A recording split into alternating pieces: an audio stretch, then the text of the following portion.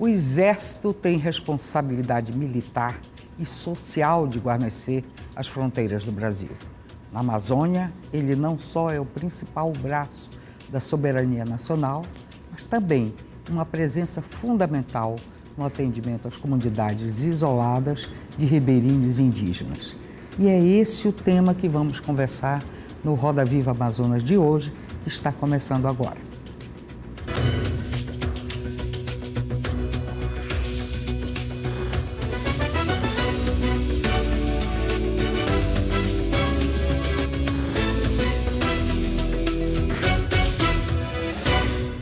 Para o Roda Viva de hoje, convidamos Kleber Sanches, delegado de polícia, escritor e professor universitário, a Tenente Débora, Relações Públicas do Comando Militar da Amazônia, e Valdelino Cavalcante, engenheiro florestal e diretor-presidente da ADS, Agência de Desenvolvimento Sustentável do Amazonas.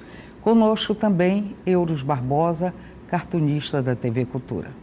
Como entrevistado, o coronel de infantaria Antônio Manuel de Barros, o coronel Barros. Ele ingressou no Exército em 1978 na Escola Preparatória de Cadetes do Exército. Cursou a Escola de Aperfeiçoamento de Oficiais e a Escola de Comando Estado-Maior do Exército. Já exerceu funções como comandante do 26º Batalhão de Infantaria Paraquedista e do Centro de Instrução de Guerra da Selva, o CIGS, e foi lá que ele estimulou um projeto de biblioteca aberta e uma feira de hortifruti granjeiros e produtos regionais comercializado diretamente pelos produtores ribeirinhos dentro da área do CIGS. Boa noite, coronel. Que bom recebê-lo aqui para explicar projetos tão interessantes. Boa noite, é um prazer muito grande estar aqui como chefe da comunicação social do Comando Militar da Amazônia, do nosso general Vilas Boas. Muito bem, coronel. Percebe-se que de bons tempos para cá o Exército vem se aproximando mais da sociedade civil, através de projetos como projetos que vem executando em toda a região, nas fronteiras, isso todo mundo acha que a população conhece. Mas aqui em Manaus, aqui no nosso entorno, os projetos têm chamado muita atenção pela parceria executadas e que o senhor, como um pioneiro no comando desses projetos, pode explicar perfeitamente aqui para os nossos telespectadores. Mas, em primeiro lugar, eu gostaria de saber o seguinte: na chefia da informação, o senhor poderia me dizer que tipo de relacionamento o nosso Comando Militar da Amazônia vem praticando? Ele está absolutamente inteirado das redes sociais, por exemplo, fazendo parceria com outros órgãos, se explicando para a população, para a sociedade, aderindo a redes sociais? É muito interessante esse questionamento seu, porque o Exército, como instituição, ele é sistêmico. Então, às vezes, pode parecer que uma determinada ação ou iniciativa seja um ponto isolado, mas as coisas não são bem assim. Na verdade, sempre vai estar debaixo de um grande guarda-chuva, que são as diretrizes do nosso comandante, né?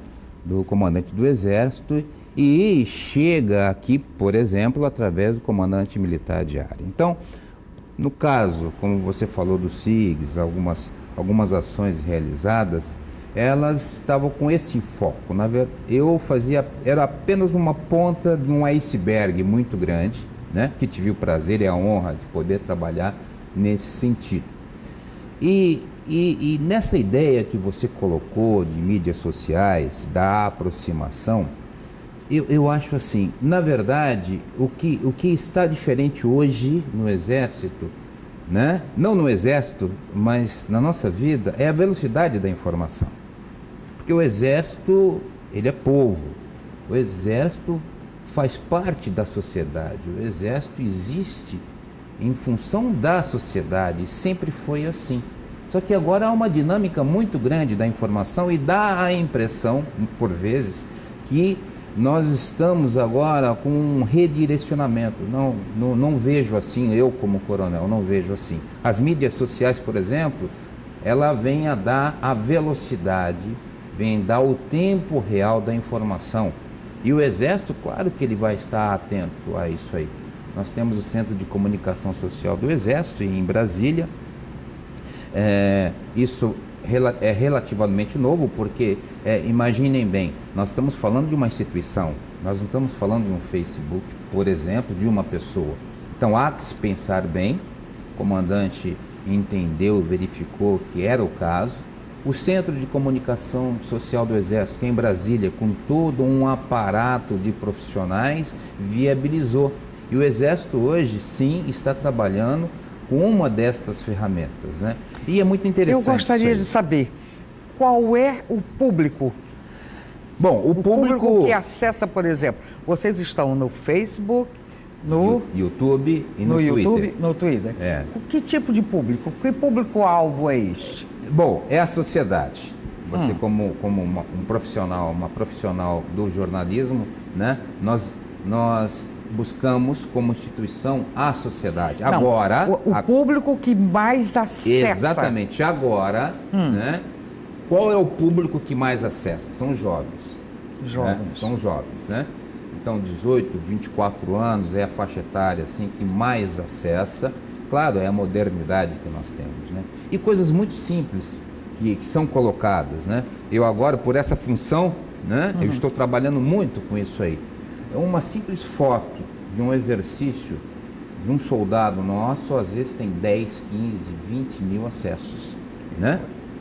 Para nós, profissionais, entendemos que aquilo é uma rotina, mas para o jovem que não está na sociedade, ali no exército, perdão, vivendo aquilo é uma novidade para ele.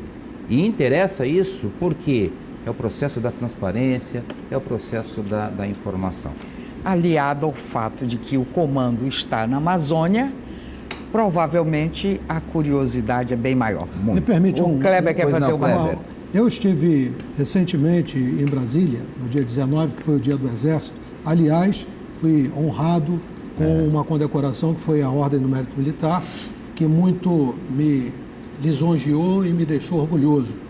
E eu lá tive a oportunidade de ver que o Exército também está buscando desenvolver um trabalho, trazendo um grande maestro brasileiro para fazer uma turnê pela Amazônia.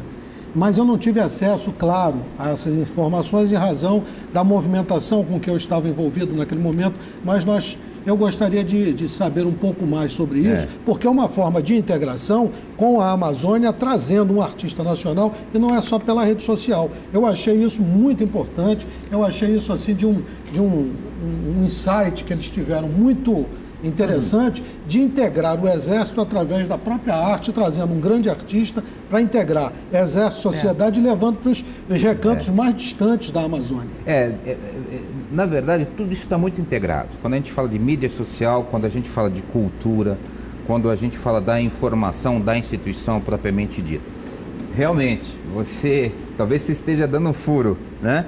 Há um projeto, ele está em andamento, né? De um grande pianista nosso aqui.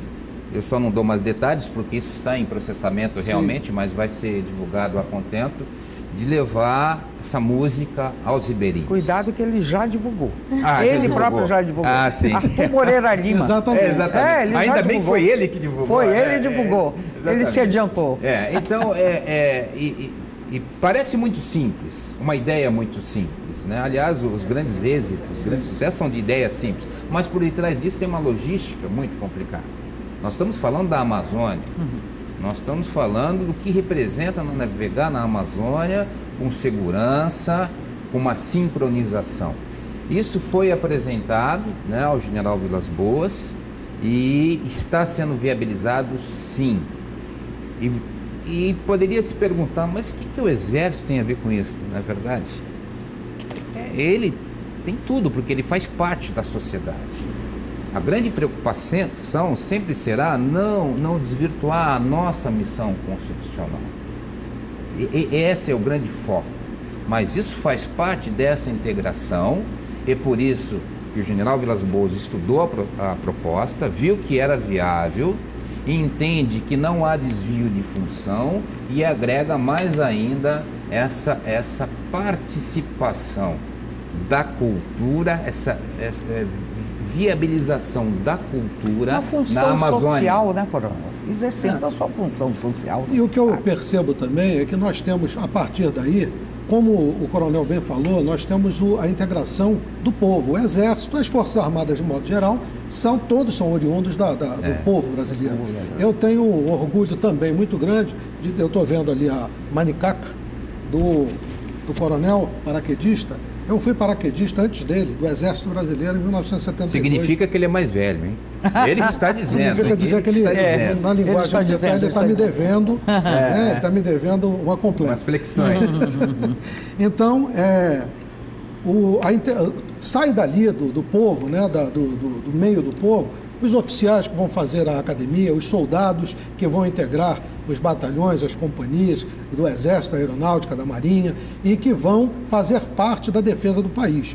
E é importante que o Exército, com o que ele está fazendo hoje, ele está abrindo de uma forma muito mais ampla essa possibilidade de todos verem que o Exército é Brasil e que o Exército é povo, que nós estamos integrados nisso. E viu, Kleber, o que antes acontece? A gente não via isso. Pois é, o que acontece? Nós temos uma aceitação, a credibilidade acima de 70% como instituição, mas é um paradoxo.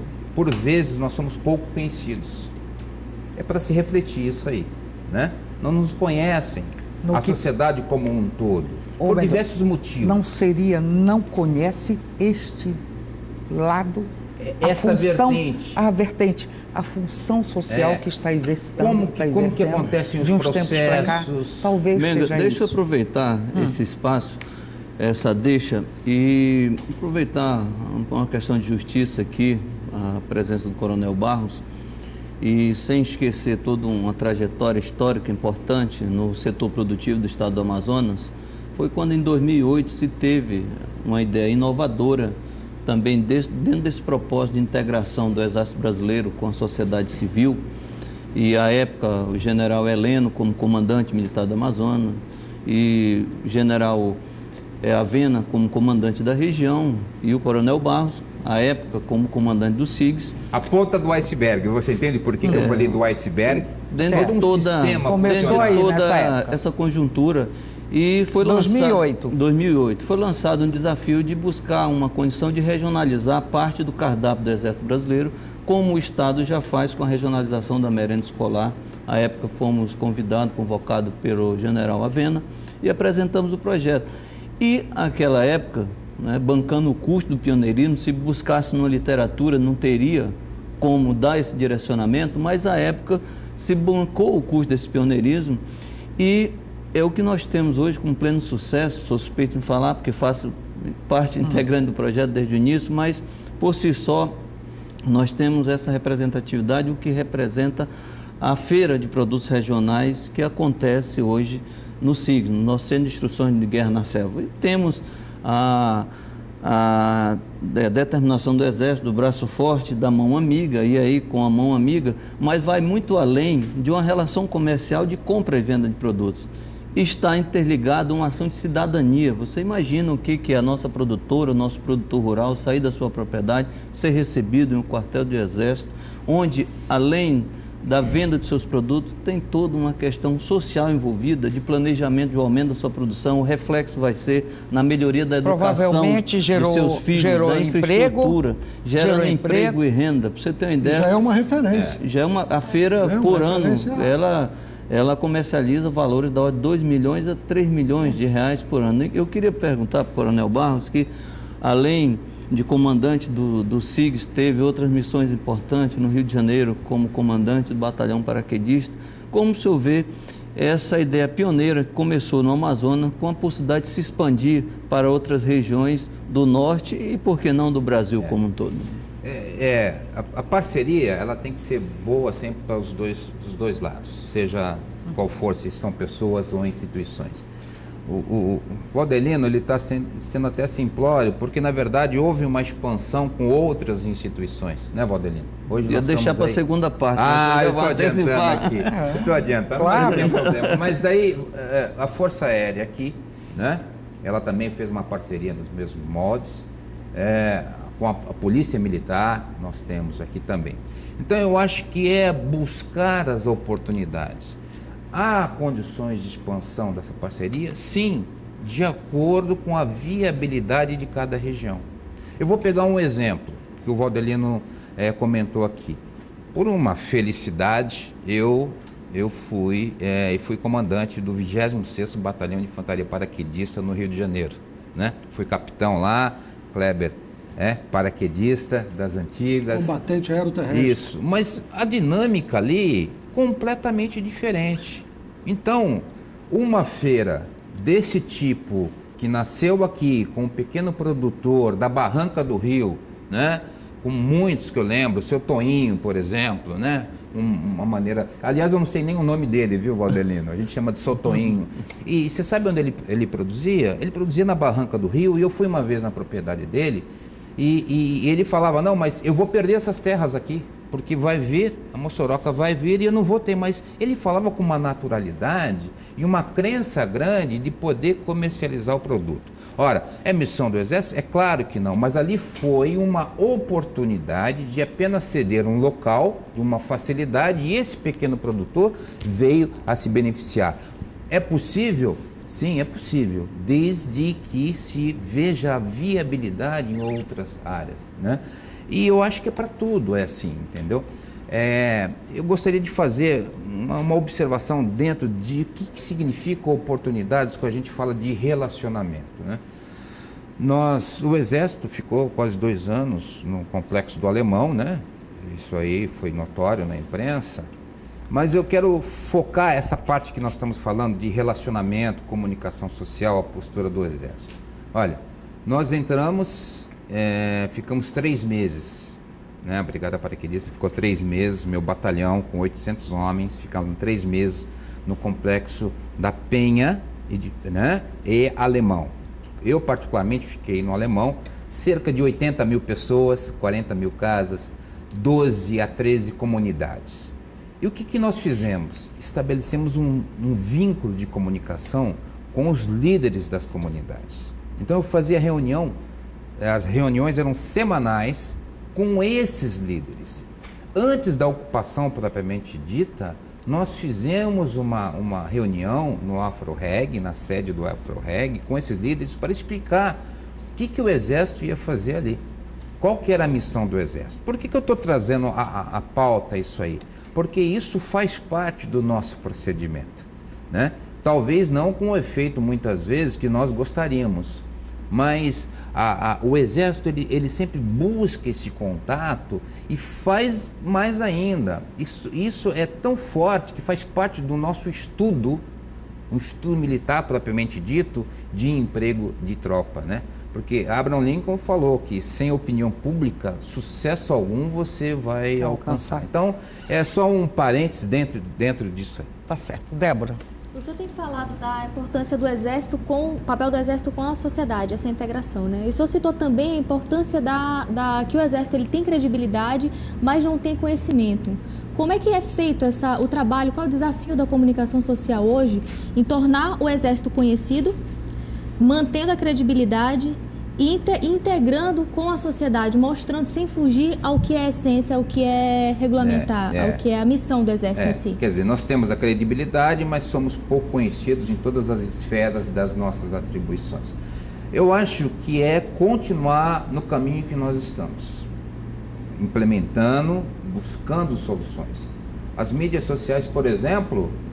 Débora, isso eu acho que é um caminho, né? Que ajuda nós estamos com o público, buscando. né? Um tipo de público, evidentemente, porque são jovens, mas o Exército tem outros instrumentos disso aí. Eu acho que essa situação minha mesmo aqui, de estar aqui, né? Conversando sobre a comunicação social, o papel social do Exército, é também uma oportunidade de esclarecimento, fortalecendo essa linha que o Exército ele apresenta, né? Relações públicas no Exército, efetivamente, começou depois da Segunda Guerra Mundial, em 1951, 1952. E não se chamava de comunicação social, se chamava de relações públicas apenas. Esse nome de comunicação social só veio no início da década de 80. Quer dizer, o Exército sempre buscando, e a gente lendo os relatórios, das dificuldades que se tinha de implementar essa ação. Então, eu acho que a gente tem que buscar isso aí. Coincidentemente com as mulheres, né? 43 a gente já estava lá, 92 nós tivemos as mulheres ali como enfermeiras, né? E agora 43. Vocês, Débora, estão tomando conta do Exército. Mas, salvo engano, a aeronáutica ou a marinha entraram antes. A marinha. Temos uma almirante agora. Temos uma almirante agora. Essa experiência inicial que relatamos com o Exército Brasileiro trouxe bons frutos, bons resultados, e hoje a Polícia Militar, no Comando Geral da Polícia Militar em Petrópolis, também adotou o projeto, expandiu a feira. Também a Aeronáutica, né, através do 7º Comar, tem à frente hoje o Brigadeiro Pérez, né, um projeto começou no comando anterior com o Brigadeiro Carminati, e para nossa grata surpresa fomos convidados também agora pela Marinha para expandir para o projeto também para as famílias dos servidores da Marinha e da comunidade de Manaus como um todo. Essa questão é importante, se coloque, da oportunidade, como você muito bem lembrou, Benga, da geração de emprego e renda. O governo do estado ele tem um programa focado no desenvolvimento da produção agropecuária e pesqueira e também de recursos florestais madeireiros e não madeireiros, buscando atender a demanda do mercado de Manaus, o mercado consumidor, sendo de que toda a questão do planejamento da produção passa pela garantia no processo de comercialização. Então, as feiras de produtos regionais hoje expandidas, nós temos inclusive o feirão da CEPRO também, que partiu dessa experiência inicial que já relatamos, e integrado ao projeto, foi-se iniciado à época o projeto Sargento Agrário. Sabemos da deficiência, da dificuldade que nós temos no Brasil como um todo, de atender a assistência técnica de extensão rural. Um programa interessante, Sargento Agrário, se iniciou à época. Eu queria saber... Mas também da comercialização ou já... entrando pela produção? Já entrando pela produção propriamente dita, assistência técnica de extensão rural com os sargentos agrários que são servidores do Exército Brasileiro. Isso no interior, né, como sargento, do interior para cá? Para regiões de fronteira, os pelotões especiais de fronteira, os PEFs, onde já tem esses sargentos. E eu aproveito a oportunidade aqui, Coronel, para que o senhor possa relatar para nós em que pé anda o projeto de desenvolvimento do Sargento Agrário no estado do Amazonas. Eu quero ressaltar sempre, porque às vezes nós não estamos atentos, porque tudo se interliga. Defesa, segurança e desenvolvimento estão muito interligados, né? E por que eu estou dizendo isso aí? É justamente nessa sua observação, Valdelino. O que é o Sargento Agrário? Nós temos das nossas fronteiras em torno de 26, 27 organizações militares, que são organizações nível pelotão, vamos colocar de 50, 60 pessoas, né? Para que todos tenham uma ideia. E ficam isoladas literalmente. Algumas dessas guarnições, né, só se chega de avião. Isso começou no início do século passado, em 1921, mais ou menos, em Cucuí, que foi o primeiro pelotão especial de fronteira, né? Eu presenciei, por exemplo, quando eu estava na 17ª Brigada de Infantaria, em Rondônia, a criação em 1998, por exemplo, em Purus, né? Santa Rosa do Purus, né? Qual a importância? Né? O Purus vem e vai desaguar aqui, né, em Manaus, e poderia ser uma entrada, por exemplo, de ilícito, drogas particularmente. Então se colocou um pelotão lá. Ora, nesse pelotão, como esse pelotão vai sobreviver, né? Vida, combate e trabalho. São alguns conceitos que estão sendo trabalhados, foram trabalhados e serão sempre trabalhados. Ora, mas para você ali naquela comunidade, você ter, por exemplo, uma hortaliça, né? O pessoal de infantaria não entende muito bem. Aí veio este projeto que o Valdelino está colocando. Olha que interessante. se colocou numa parceria com o governo do estado, através da região militar, que é um outro órgão responsável, se convocou civis com a formação agrária, né? Ele fez um curso, né? Foi convocado um terceiro sargento agrário e foi colocado nos pelotões especiais de fronteira, justamente para vir a dar qualidade na produção agrária. Estimular também, né? Estimular. E aí, Kleber, não fica só para a família militar. Um dos objetivos também é dar assessoria técnica às comunidades. Não sei se estou certa, mas o Exército não encampou essa ideia? Existe em todo o Brasil? Não. Não é um projeto do Exército? Não, pioneiro aqui. Pioneiro aqui. Mas depois... Surgiu, me desculpe, com o doutor Valdelino, tá? E com o general Avena, então comandante da região, e o general Aleno, que era comandante militar da Amazônia. Dentro desse sistema. Então, na verdade, foi mais uma oportunidade, entende, mesmo? Mas não expandiu para a região toda? De toda a fronteira. Toda a fronteira. Fronteira amazônica. Tá. Amazônica.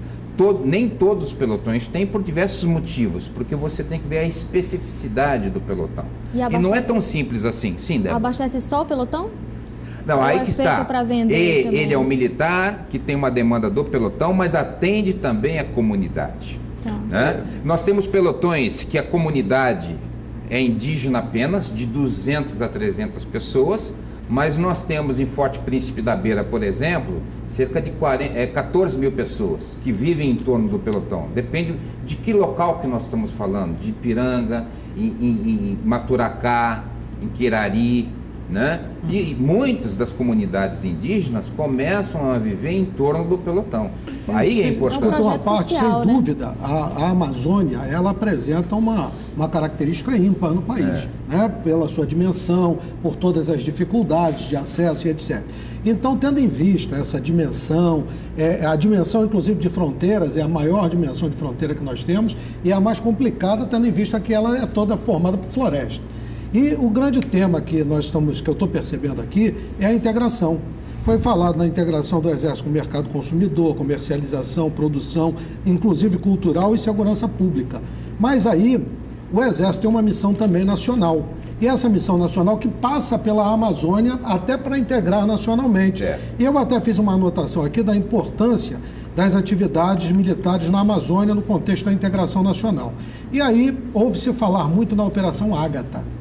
Essa Operação Ágata, que me parece já está vindo para cá e ela vai ser deflagrada, que tem por finalidade, inclusive, aproveitar-se o momento, quem sabe, até para expandir e mostrar, né, para os demais, através da própria operação, a capacidade de resolução que é feita dentro da Amazônia. Eu gostaria que o senhor falasse um pouco sobre isso, me explicasse um pouquinho melhor, por favor. Muito bem. As coisas vão se interligando. A Operação Ágata, uma determinação da nossa presidenta, né? Dentro do plano de fronteiras nosso. Então isso aí não é uma ação militar solta, não é. Nós vamos ter a 7ª Ágata. Ela estava sendo regional, ou seja, Roraima, depois na região de Tabatinga, por exemplo, ou no centro-oeste ou no sul. Então está para acontecer uma grande Ágata em toda a fronteira, tá? Então essa ação está sendo coordenada pelo Ministério da Defesa e vai pegar toda a fronteira do Amazonas, que o general Vilas Boas que vai ser o comandante desta operação. Nisto, busca-se fortalecer a presença do Estado. O Estado nas suas demais facetas. Estado nacional. Não estamos falando do Estado só defesa, só segurança. O Estado nas suas demais facetas, soberania, obrigações para com o cidadão, que nós estamos falando, que nós estamos cuidando do cidadão, né? E aí é um trabalho das Forças Armadas, mas com os órgãos de segurança pública e as demais agências governamentais. Para responder essa pergunta, pode-se ampliar outros tipos de trabalho? Claro que sim, de acordo com as demandas locais, né? Assim como já tem, né? Tem vários outros trabalhos além da Ágata? Vários outros trabalhos. Por exemplo, a atividade à população. Você poderia explicar o que é a Operação Ágata? De que ela cuida especificamente? Bom, a Operação Ágata é uma operação do Ministério da Defesa, coordenado pelo Ministério da Defesa, e são ações desenvolvidas ao longo da fronteira para fortalecer a presença. Começou, não só fronteira. Mas essa vai ser só fronteira norte? Essa não, essa próxima vai ter toda a fronteira. Todo o território norte, centro-oeste e sul. Imagine o que significa isso, né? Então, é uma operação do Ministério da Defesa para fortalecer a presença do Estado, para apoiar a população, para transmitir mais a segurança da população e, interessante, fortalecer a sensação de segurança, porque às vezes você tem segurança e não tem a sensação de segurança. O general Vilas Boas comenta muito isso aí. Combate exatamente o quê? Tráfico? Todos os ilícitos, mas Menga, eu queria ressaltar que não é o combate apenas ao ilícito, é muito mais. Mas é a presença. É a presença física, né? O Estado se fazendo presente através do Exército. Então, é isso que eu entendo. O Estado, então, através das Forças Armadas, através dos outros órgãos. Por exemplo, vai ser feito ações cívico-sociais, que é apoio de médicos à população carente por diversos motivos que não tem acesso ao médico. Entendeu? Inclusive cultural, inclusive segurança. O Kleber, inclusive, né, dentro desse contexto aqui, deixou uma ideia ao general que foi aceita, de distribuição, por exemplo, de livros ligados à nossa cultura, aqui no caso da Amazônia. Você entende? Que a gente está falando dessa ação cívico-social. Então, não são ações repressivas, não. São preventivas e também de apoio ao cidadão. Vários órgãos estão participando conosco. O que se entende, coronel, como uma ação preventiva, certamente, o desenvolvimento econômico, geração de emprego e renda, principalmente em regiões de fronteira com uma certa vulnerabilidade que possa se ter, com a ocupação dessas pessoas, a gente vê de que pode efetivamente atender a demanda inicialmente do próprio Exército, das forças que estão na região, e também ter uma geração econômica para a própria região, porque se você for observar, essas regiões são grandes consumidoras, mas pouco produtoras. Então, se entende que esse projeto integrado de sargento agrário, né, de garantia do processo de comercialização, e aí tem todo um processo da estratégia militar, que o general Vilas Boas tem essa visão e tem relatado isso com muita clareza e com muita determinação, para que possa efetivamente fazer desse desafio uma geração de uma grande oportunidade. Como o senhor entende e vê essa inserção desse processo do desenvolvimento econômico e também garantindo a sustentabilidade ambiental do processo? Porque, Valdelino, como a gente está falando de integração, conversando muito sobre isso aí, o conceito de desenvolvimento, defesa e segurança, eles não são estanques, né? Você sabe muito bem, né? O pequeno produtor, ele só vai produzir, e aí eu não estou falando da parte econômica, da cadeia produtiva, se ele se sentir seguro numa expressão mais ampla para produzir, né? E, infelizmente, as nossas fronteiras passam aí, só aqui na Amazônia, mais de 11 mil quilômetros.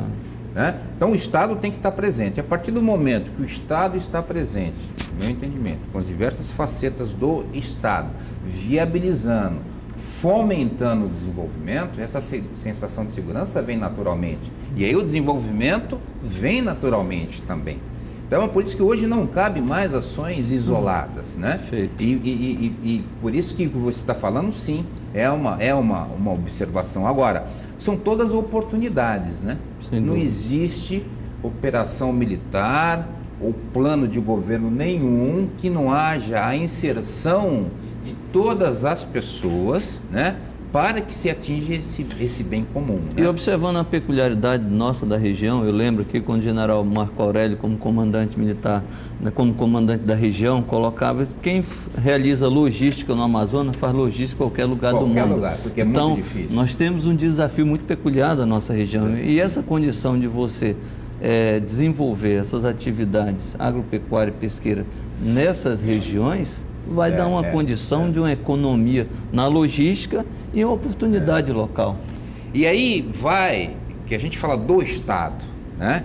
o Estado na sua presença plena, desenvolvimento, defesa e segurança. Operação Ágata. Então, a Operação Ágata eu me adiantei na perguntinha meio solta de que não há nenhuma ação repressiva nisso. Quer dizer, nesta operação... Não, haverá ações repressivas, sim, há ilícitos. Mesmo se houver ilícitos. No planejamento, claro.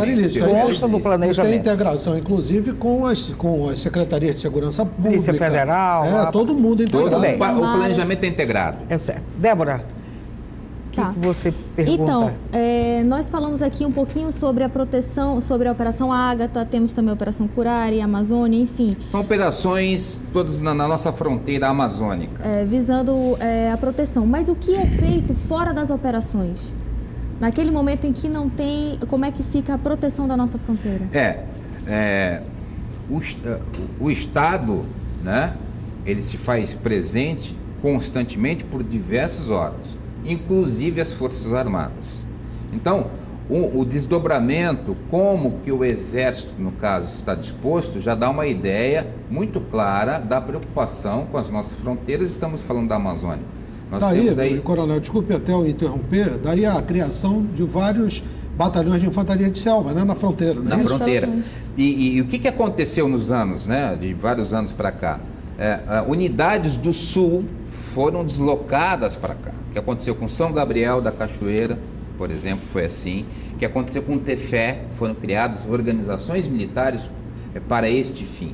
Os pelotões de fronteira começaram... mais uma parte. Eu ouvi por alto que até seria destacado para cá também a Brigada Paraquedista, não como brigada, mas como uma força operacional. Não, eu não tenho conhecimento disso. Né? O plano estratégico é outro. Porque agora a Brigada Paraquedista, ela se faz presente, né, em todo o território nacional por causa da sua mobilidade estratégica. O que acontece, Menga? Se pega os soldados paraquedistas e se usa do meio nobre, que é o avião. Entendeu? Por isso que a Brigada Paraquedista, pelo seu planejamento, ela vai ser sempre presente, inclusive na Amazônia. Se faz muitos exercícios aqui. Ou principalmente na Amazônia, como foi feito no Morro do Alemão, no Alemão. Ali foi um tipo de ação. Mas com outro tipo, né? Foi um outro tipo, com outra característica. Ali uma ação absolutamente totalmente diferente. Preparatória, preventiva, mas também... Real, aquilo foi real. Aqui seria a defesa, eu imagino, de fronteira. Ali não foi defesa externa, entendeu? Ali foi garantia da lei e da ordem. Né? Garantia que nós chamamos no linguajar nosso, GLO. Garantia da lei da ordem. Determinada pelo Ministério da Defesa, com aceitação do Estado, do Rio de Janeiro. O Estado solicitou, requeriu uma solicitação. Aqui não precisa. Aqui o comando já faz parte porque assim, existe uma lei complementar, né, que até 150 quilômetros, tá certo? Essa aí foi uma alteração com o tempo, né? Então o Exército, as Forças Armadas têm poder de polícia. Muito bem. Claro. Né? Além disso, há sim um trâmite, né, legal para desencadear determinados tipos de operação. Né? Então, nós somos um regime federativo e existe todo um trâmite, né? Começando lá no Ministério da Defesa, passando pelas forças singulares, Exército, Força Aérea e Marinha. Isso é apenas uma explicação. Por isso que a Operação Ágata ela é desencadeada pelo Ministério da Defesa. É o Ministério da Defesa que coordena toda a ação por uma determinação da presidente. Existe uma lei para isso aí. As coisas não são assim, vamos fazer um exercício na fronteira. As coisas não são bem assim. Há um planejamento sistêmico, né, justamente com objetivos muito, muito claros dentro disso da presença do Estado. Então, além de ações preventivas, tá, há a intenção também da proteção do nosso cidadão. É exatamente essa pergunta que ela fez. Da fronteira. Volta à integração. Claro. Qual a razão da sociedade? O cidadão. Por que nós preservamos e temos a missão constitucional da soberania? Somente pelo território? Claro que não. Pelo homem, pela nação, por aquele que vive no Estado. Uma pergunta um pouquinho fora desse contexto, mas não me pode faltar esta observação.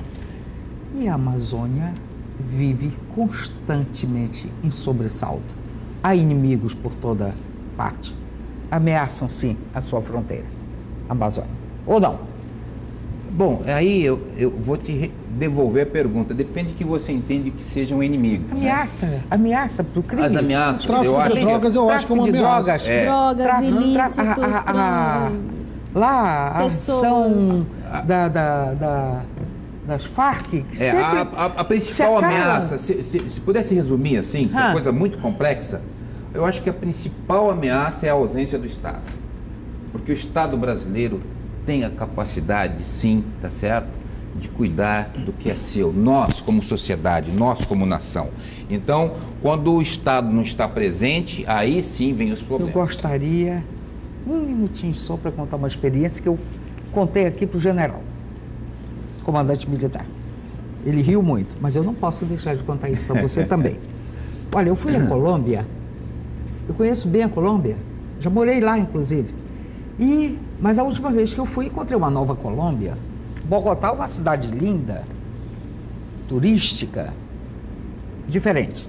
Aí, pego um táxi e pergunto ao motorista de táxi: eu estou muito impressionada com esta cidade, passou por uma mudança radical, que coisa bonita, estou feliz em ver esta cidade assim. Aí eu disse: você poderia me explicar o que houve? Ele disse: claro, duas coisas.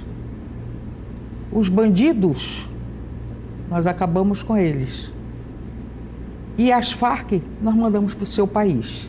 Eu fiquei muito injuriada com isso. Eu digo: não, você não mandou para o nosso, nós mandamos para o seu país. Curiosamente, estava num momento em que se falava muito na presença das Farc na fronteira. Lógico. Colômbia, Brasil, Peru, aquela região toda ali. Se falava muito nisso. Então, isso não me saiu da cabeça. Sim. Eu contei aqui para o general, ele riu muito da história, respondeu ao modo dele. Mas é esta sensação, ficou esta sensação. A imprensa, a mídia de modo geral, tratou de condensar isso. Mas o que acontece, e aí falando em termos militares, né, não se reconhece nenhuma ação extensiva da FARC, não se há registro. Predatória, né? Não se há registro disso. Desculpe, até o intrometeu, acho que até a seu favor, coronel. Eu acho que o nosso território e a fronteira estão muito bem guardadas pelas Forças Armadas. Eu acho que o grande problema hoje, e aí até a presença do Exército, inclusive no Morro do Alemão, naquelas outras inserções, eu acho que o grande problema hoje está na própria sociedade, dentro das cidades, principalmente por conta dos crimes que estão acontecendo, que são absurdos. Hoje mesmo aí eu tive notícia de 3 pessoas, né, que mataram a mãe e a filha, menor, criança de 6 anos, a família inteira, a facada. Só mulheres, porque queriam roubar a casa. Uma violência então, total. Uma violência terrível. E eu acho que o grande problema hoje é se evitar e se combater a violência. E combate-se a violência não com violência, mas se combate a violência com uma legislação rígida, forte e adequada à realidade que nós estamos vivendo hoje. Eu acho que esse é um problema que... Isso foi aplicado na experiência do Rio de Janeiro? Sem dúvida. Sem dúvida. Total ausência do Estado. E eu te falo isso porque isso eu vivenciei. Uma senhora mais ou menos de uns 60 anos, ela falou para mim: coronel, o senhor vai ter que ter muita paciência. Nós não estamos acostumados com a lei. Eu tenho registrado isso aí. Eu lembro disso. Então, você sabe o que isso significa? E as autoridades sabem disso, e é justamente por causa disso que foi feito alguma coisa, não é? E aí, Menga, eu falo sempre assim, que nós temos a nossa solução, entendeu? O povo brasileiro tem sempre uma solução. Eu acho que a Débora não, mas nós somos da geração aqui da inflação. O mundo não compreendia como a gente conseguia conviver com a inflação. Sobreviver àquela inflação de 30% ao mês. E o Brasil sobreviveu, né, por causa da sua maneira de enfrentar. Então nós temos soluções nossas, brasileiras, e que dão muito, muito resultado, né? Positivo. E no Exército não é diferente. Quando a gente foi ver a ação do Complexo do Alemão, foi uma solução nossa para um determinado problema que deu um resultado, né? E sempre o que? É a sociedade, de acordo com a sua necessidade, o Estado delega competência para as suas instituições e nesse esforço conjunto busca-se solucionar o problema. As nossas fronteiras na Amazônia são mais de 11 mil quilômetros, como já foi colocada. A Operação Ágata é uma das ações que se busca isso aí, não só na repressão, mas sim com essa visão de desenvolvimento, com defesa e segurança. Por isso que fica fácil falar assim do projeto do Sargento Agrário, fica fácil falar assim por que algumas unidades do Exército fazem determinadas atividades, tá certo? Força no Esporte, por exemplo, que tem unidades do Exército que estimulam isso aí, isso também é um planejamento centralizado pelo Ministério da Defesa, etc. Agora, sem perder a sua missão constitucional básica, que esse é o grande desafio. Aí está o nosso grande desafio.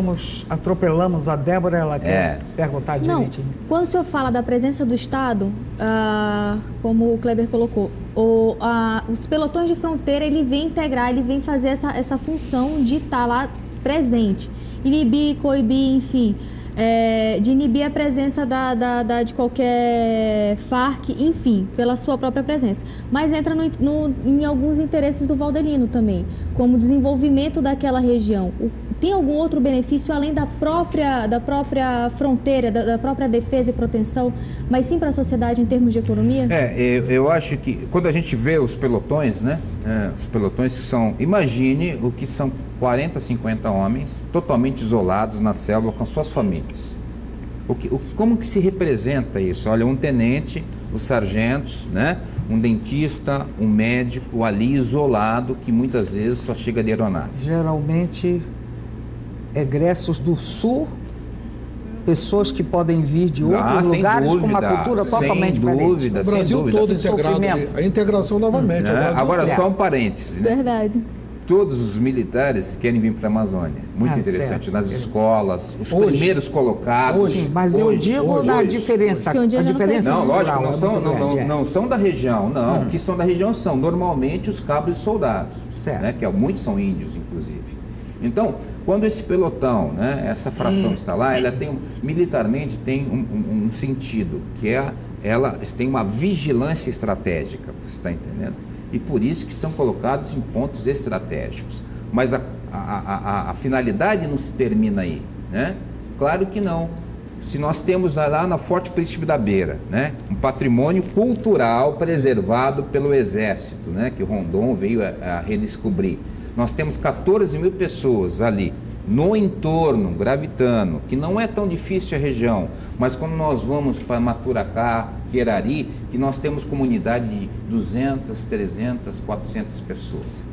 É possível mensurar, né, no preto e no branco, qual o benefício gerado por esse pelotão, por esse tenente que está lá? Coronel Barros, eu acrescentaria ao que o Dr. Kleber colocou, e concordo plenamente com essa leitura, com essa avaliação, mas como uma medida de precaução, uma medida preventiva, pode-se dizer, volto a defender aqui, a nossa fatia do setor produtivo, a questão de ocupação, de geração de emprego e renda, e recentemente o governador atendeu 61 prefeitos do interior do estado com os vereadores, buscando vencer cada vez mais esse desafio, que é um desafio grande, vencido por sua vez por etapa.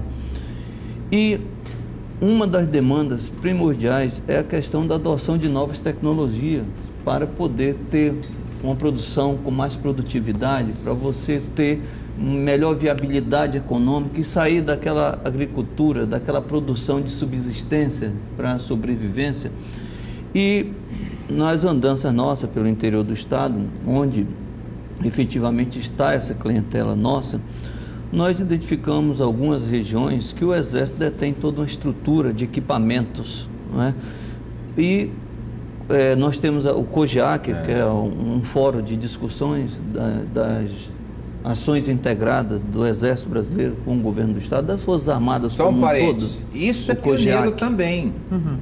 Você entende? Olha só, o governo do Estado se reunindo, me desculpe, o governo do Estado se reunindo com o comandante da região militar, que é um dos responsáveis pela logística, e estabelecendo uma parceria com metas, né? Com certeza, em estados do Sul, não existe isso, porque a necessidade, a demanda é muito diferente. Desculpa. Isso.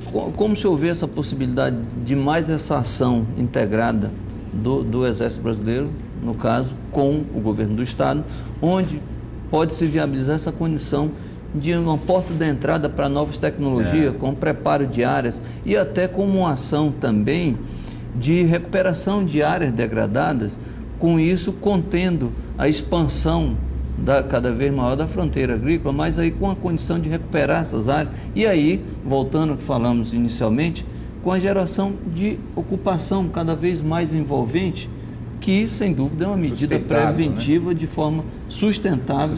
Tá? Social, econômica e ambiental também. Como o senhor vê essa possibilidade? O que o Valdelino coloca, na verdade, eu acho que a solução nós, uma instituição como o Exército, ela tem a sua idiosincrasia, a sua característica, evidentemente. Então, quem trata dessas parcerias aqui, por exemplo, na Amazônia Oriental, né? É o comandante da 12ª Região Militar, que tem a atribuição delegada pelo general Vilas Boas de buscar viabilizar logística para as nossas forças desdobradas, mas também fazer as parcerias. Então, Valdelino, eu acho que esse é um potencial que você identifica, né, que tem que ser debatido nesse fórum, né, ali semanalmente, ser apresentado, e para o general, com certeza, né, que ele vê essas oportunidades de ver como explorar, porque, Menga, o grande problema é como explorar a oportunidade, para não ser algo pessoal e ser institucional. Certo. Esse eu acho que é o grande desafio. Coronel, olha, é uma pena que nós estejamos chegando ao final do nosso programa e tenhamos deixado tantas perguntas boas de fora e respostas melhores ainda. Mas é o tempo. Quero agradecer a sua presença aqui, não só explicando, como esclarecendo programas que muita gente não conhecia. Muito obrigada pela sua presença aqui, obrigada ao Kleber, obrigada ao Valdelino, a Tenente Débora. E agora você vai receber um mimo aí, um presentinho da TV Cultura, as mãos do cartunista. Muito obrigado, muito obrigado. Isso é um prazer. Olha, Kleber, eu acho que aqui você está sendo homenageado também. Sem dúvida. Você está vendo? Porque parece muitos paraquedistas aqui também, né? Eu acho que foi tema aí. Muito obrigado, muito gentil. Quero agradecer a você que está em casa também, sempre lembrando que este programa vai ao ar às quintas-feiras, no horário das 22 horas, com a reprise os domingos também às 22 horas. Até lá.